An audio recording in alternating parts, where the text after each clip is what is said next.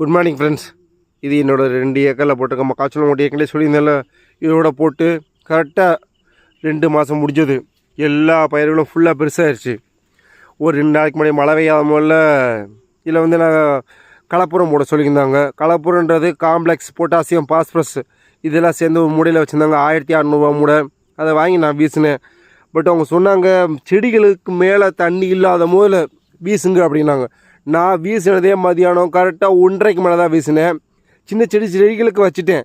பெரிய பெரிய செடிகளுக்கு அள்ளி விதைச்சி விட்டேன். ஆனால் அந்த பெரிய செடிகளில் சின்ன சின்ன பனித்துளி இருந்திருக்கும் போல இருக்குது.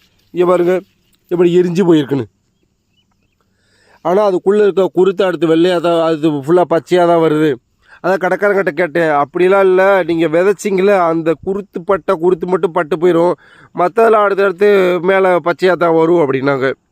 அதுக்கப்புறம் தான் நிம்மதியாகவே இருந்துச்சு. பாஸ்பரஸ் தான் இந்த மாதிரி செடி வந்து